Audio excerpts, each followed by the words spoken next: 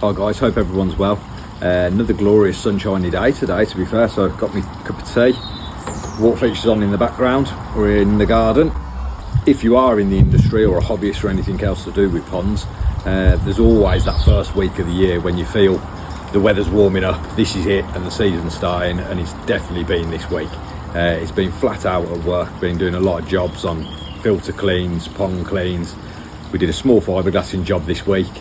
I was going to record it and then I decided against it because, to be honest with you, in my opinion, if you're having a pond fiberglassed, I would always just get a professional in. Over the years I've seen a lot of people get into a real state with it. It can end up costing you a lot of money. Thank you to everyone that has subscribed and all our current subscribers. Hopefully we'll be bringing you more content throughout the year. We've got some absolute cracking ponds that we're going to visit this year. Ones that we've been maintaining for years, but we've been very busy building the business. We opened an aquatics 5 years ago, which before we only did pond construction and maintenance. So it's been a very busy few years getting that all up and running and everything, and getting all the processes in place. But hopefully we've got a bit more free time now, so we can bring you some good content. I know Sam and Terry have been working hard on the tow site, getting them all ready. They're now out of quarantine.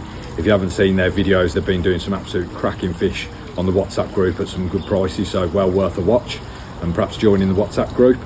And yeah, in this video we're going to be servicing a drum filter, and I don't mean just tickling it with a hose. We're going to completely strip it down, show you how to take all the drum out, clean all the sieves properly, do all the maintenance on it, also change the UV bulbs on a Oase Bitron UV.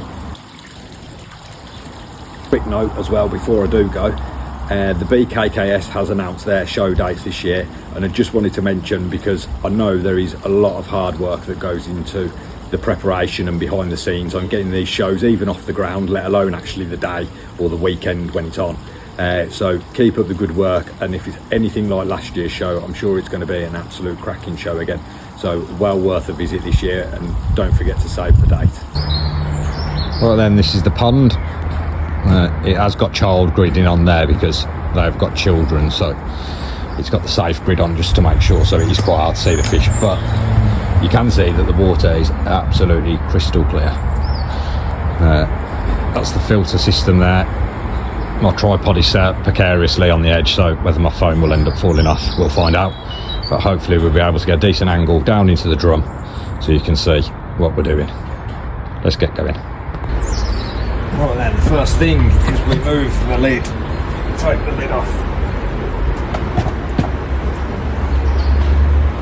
And you can see that on these as well. Lovely nice bit of sponge in there, which when the drum cleans will make a massive difference, because any water that's spraying onto there, rather than it sounding like a drum, it just hits the sponge and deadens the sound. Lids are always very robust and heavy, good quality made. This on here as well is a very strong magnet. If you have a pacemaker, do not go anywhere near that. That's why it's got the picture on it. That's a key piece of information. Right, next we'll take the screens out so we can start prepping them to be cleaned. They can be a bit fiddly sometimes, but to be fair, once you've done them quite a few times, you soon get used to it on getting them in and out.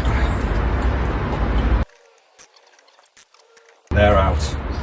So what we're going to do is give these a spray with a liquid that will start to break down any biofilm on there, and then after that we'll let that soak in while we do the rest of the maintenance. We'll jet wash these, and that should come up nice and clean. Now we use a concentrated mix, but I've seen numerous things on what people use on cleaning the sieves and everything else on the internet, YouTube. But all I'm going to say on advice is Oase do a pump cleaner, which will also take the biofilm off that and any calcification. So it gives you the directions on the back on how to use. Obviously, you know, as I say, there's loads of different things that people say they use and stuff, but as the cost of the drum and making sure you don't do any damage to it, if you follow the instructions on this bottle, it definitely won't do any damage. So I would always stick with using a product that you're comfortable using and you know is going to work at the same time. So right, we'll get these sprayed.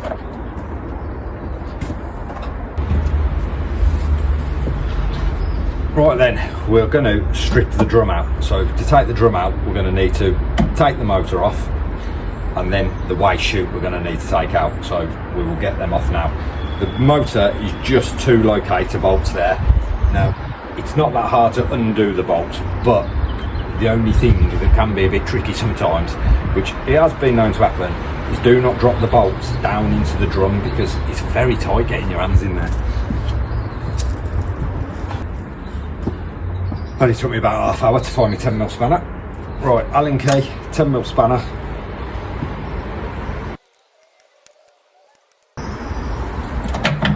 Right, that then.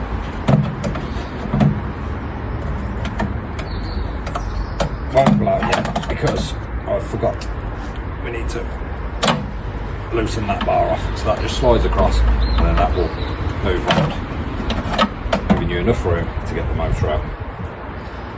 We'll also take the clip off on the cables just to give us a bit of slack.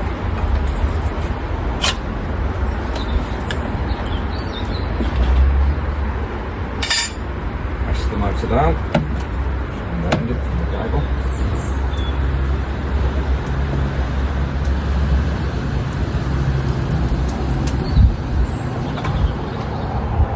Right, the motor is on there. Next thing is a flat-headed screwdriver to undo the waste chute.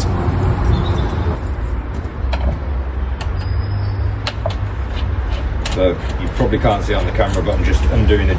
There's a big duplicate clip on there.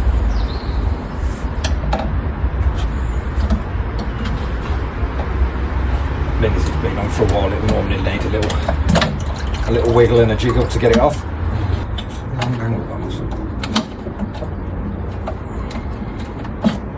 Make sure with the waste chute as well that you can spray a bit of cleaner on there or something, but make sure that you always clean this up, because if it gets a lot of gunk build up on there and you get friction, it won't discharge properly. So we'll give that a good clean off in a bit.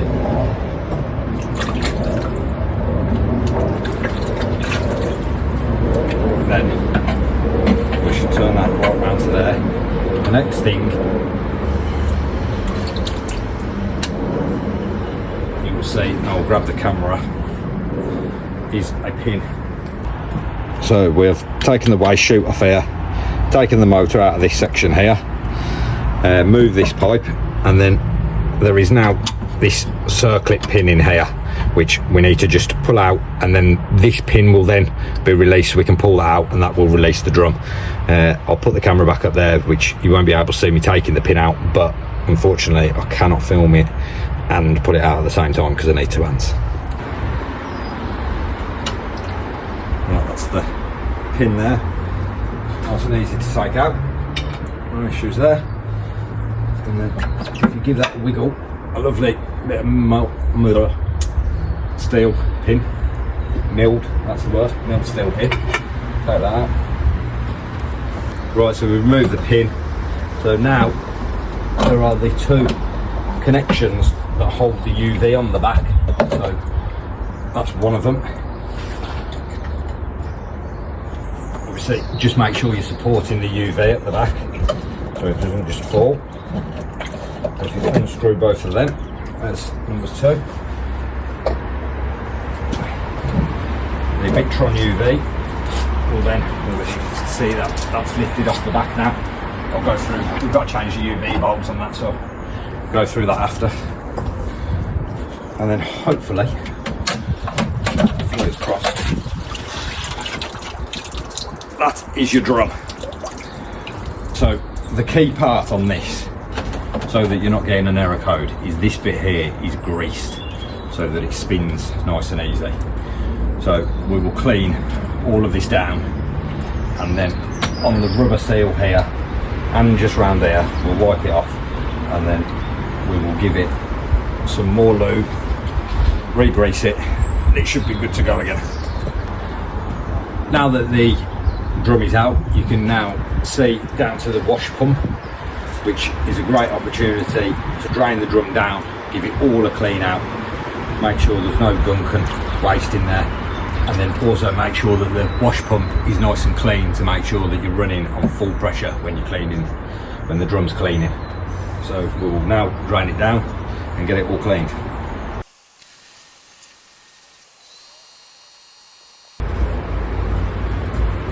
Right then, we'll grab the towel and we'll get all the old lubricant off there. Just give that clean down to make sure it's clean and dry before we apply the new stuff.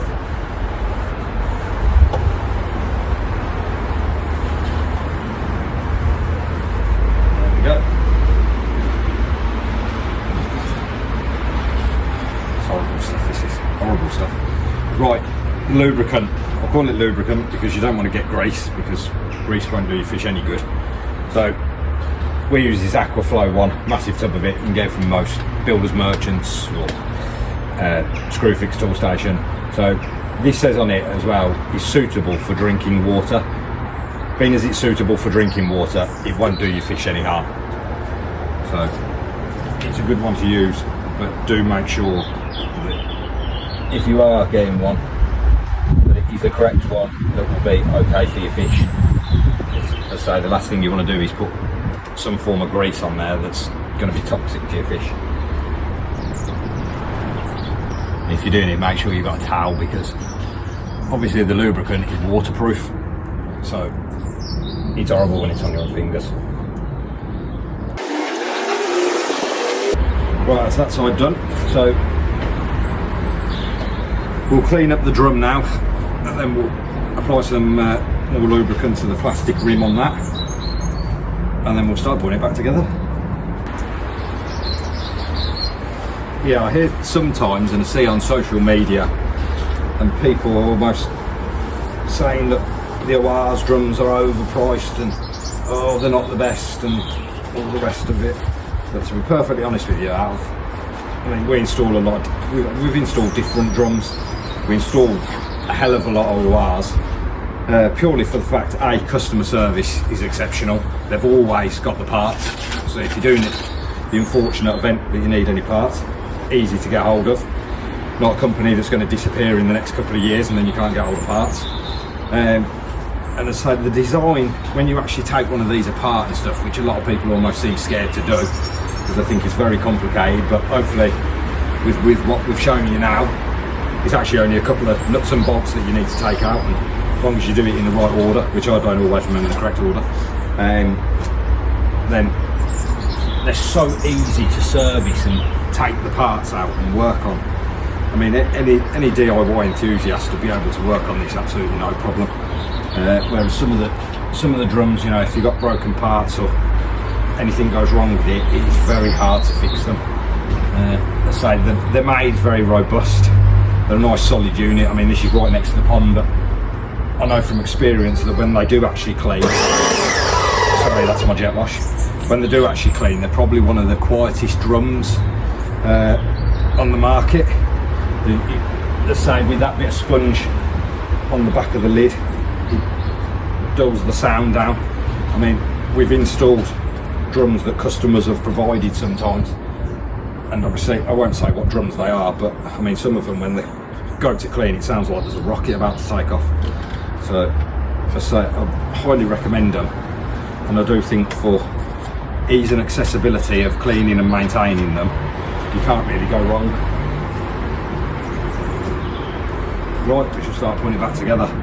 So that's all lubricated around the end there, so when that's turning, it will be nice and easy for it to spin on the rubber seal.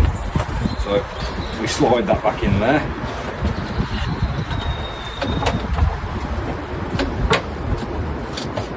Get it aligned in there. Oh, it's nice, that is. Grab our pin to go in there.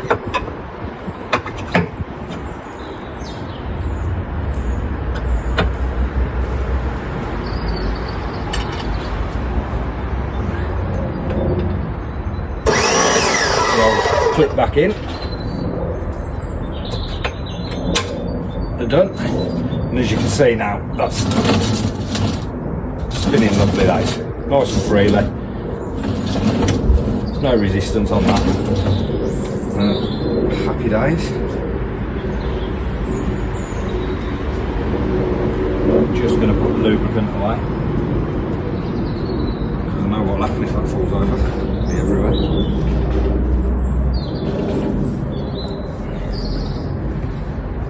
We'll put the waste chute back in next, so I will just get this jet washed and cleaned off because it's filthy. Right, it's all nice and clean now. Come up like brand new, to be fair, so slide that in there. You do have to give it a bit of a wiggle to get it through. There is as well, I should have shown you this before, inside there's a little locator that they've got a notch on the plastic, so it will make sure that it actually aligns the rubber correctly, that it's seated right, because otherwise it won't go in.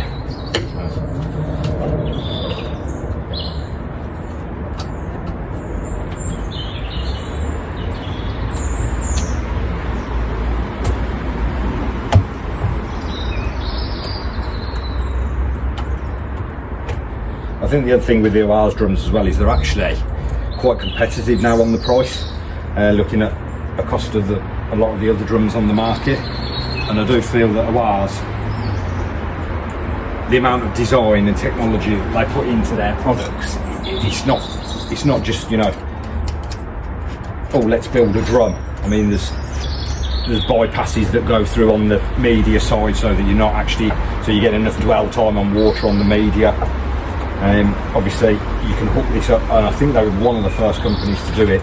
You can also hook it up to their ECG controls, so you can get it on Wi-Fi, so you know exactly what your drum's doing, which at first people would, you know, some of my customers are like, oh, why would I want to do that? But if you've got a lot of money's worth of koi sitting in your pond, if you're going away and you're away for 2 weeks or so, if your pond stops working and your filter's not working, the last thing you want to come home to is a pond full of dead fish. So it's well worth the investment if you're putting the money into them koi to make sure that everything's honky-dory up and running. Right, that's all back on, so we will now put the motor back on.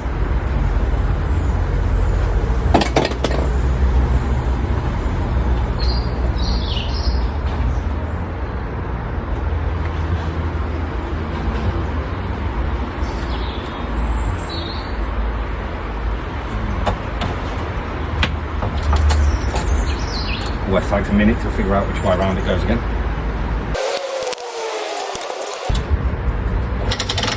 Give that a turn to make sure it's still moving freely, which that's all moving fine.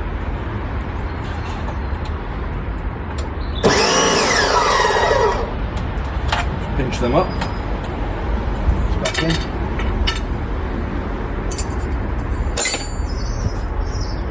And then finally, I shall put the wash pipe back in. Clip that back into place there.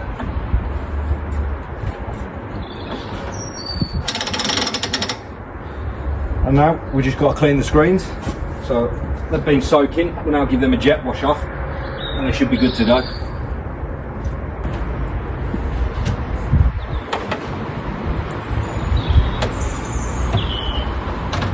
They're probably trickier to get back in than they are taking them out.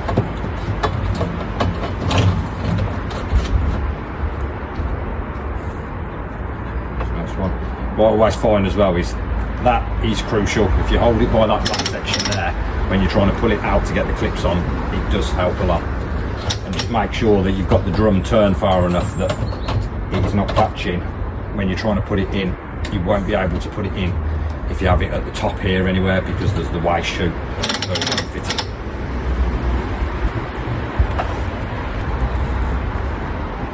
Alright, and that's just done on that.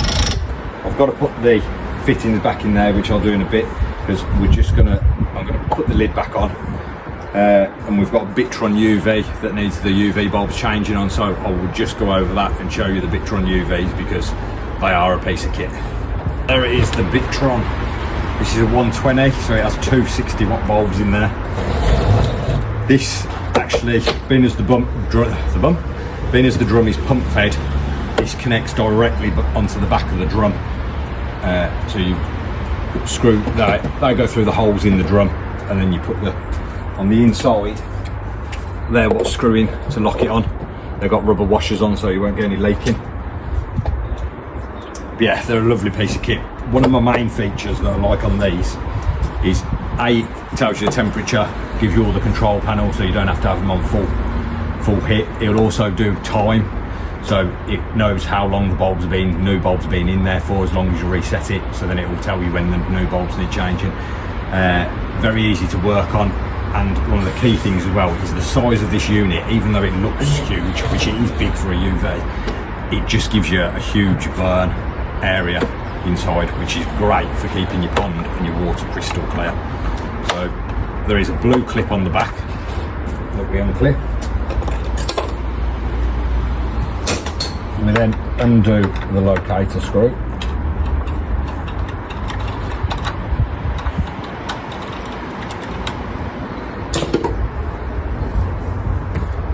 I must say, I've been doing ponds for like 20 years now and I still get nervous doing UVs. I don't think anyone enjoys changing a UV bulb. There's no part of it that's nice when you're dealing with glass. Oh, and that noise.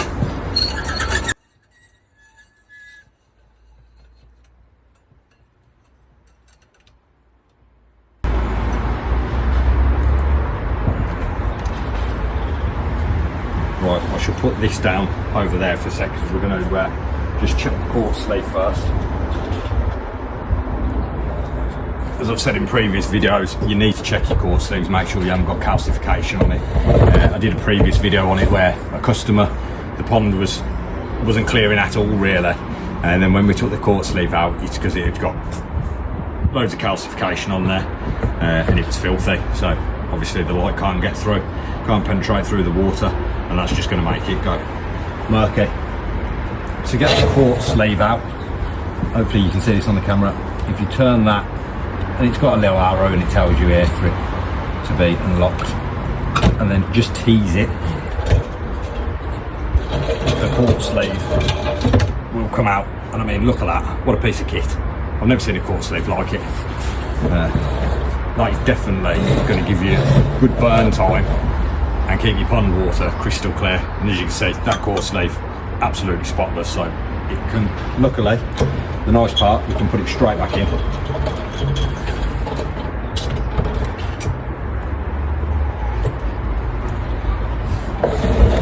That then just twist back in.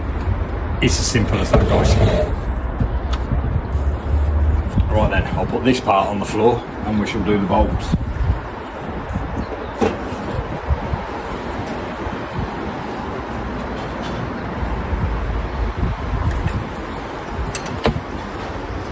Right, we should slide that off there.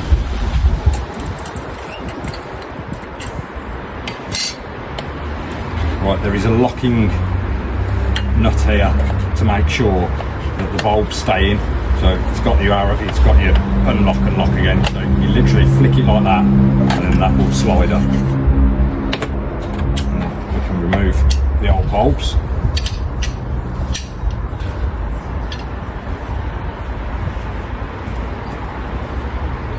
We've got two new Oase 60 watt bulbs to go in.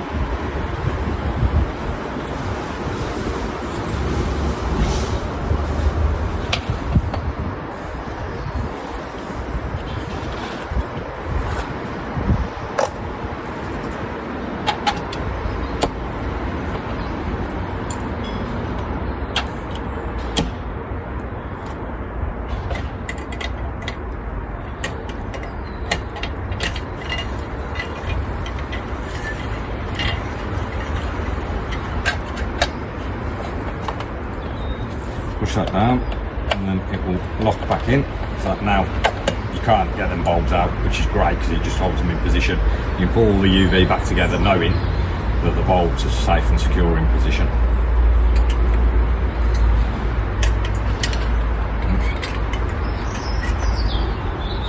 Like that on there. And we'll get the UV back on and put it back together.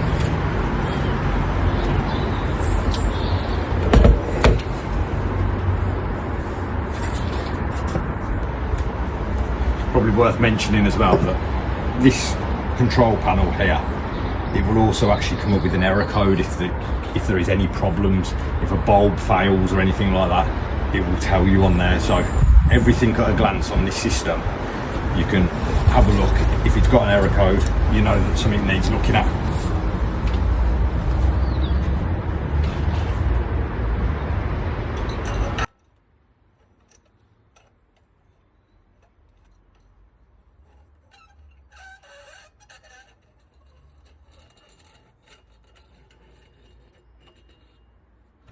Oh, thank God for that.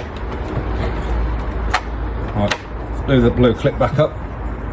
Find where I put the screwdriver.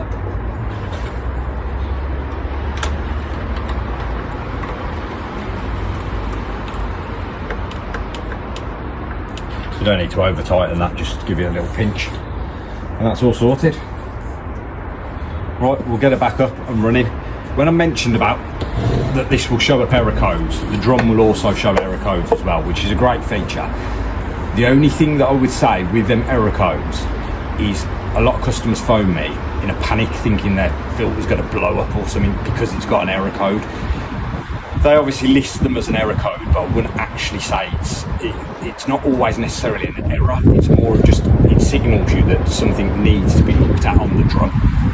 For instance, we had a customer phone us, we'd just done a brand new pond, got everything up and running, phoned me the next day, mad panic.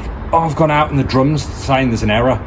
And it was the error code, I think it's 88, where the drum hasn't cleaned within the time interval that it needs to clean. So it throws up an error code, but technically there's not actually a problem with the drum. The only reason is that pond is so clean because it's brand new and it hadn't even got fish in yet, that the drum thinks there's something wrong because it hasn't needed to clean. But say, you don't panic if you get an error code and jump to conclusions. Your filter's not going to suddenly blow up or anything. There's a lot of things that if you look at the manual, it will tell you various things that may be the issue with the drum, and it just needs looking at. And definitely have a look over the drum before going and buying any spare parts or anything, because sometimes you can fix it just by re-lubricating the seal on the drum so that it can clean easy, because it's just got a bit of grit or something stuck in there. There's various things that can happen that might need your attention, but it doesn't necessarily mean that there's a massive problem with the drum. So always worth having a quick look, reading the manual and seeing what it advises first. And if you're still struggling, just give us a call, or any company that deals with Oase products or Oase themselves. They have an absolute brilliant customer service line that you can phone, and they know the products inside out.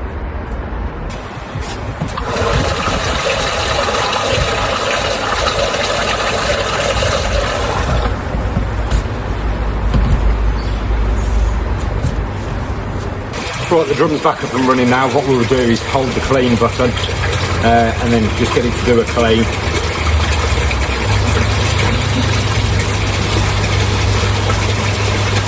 It may sound funny, but you can always tell when the drum's turning nicely because you hear a change where the spray bars are going onto the seat. As it then moves and hits the plastic as it's rotating, it makes a slightly different sound.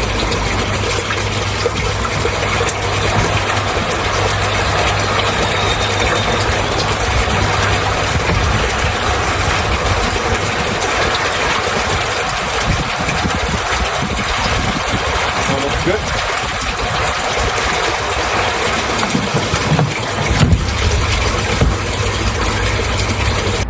Right then, that's us all done. These drums are part of the Oase ProfiClear compact range, which you have the drum on one side and the bio chamber on the other side, which makes them absolutely ideal for being discreet, compact, don't take up much room, and you get the best of both worlds. You don't have to start doing loads of different piping to connect them up.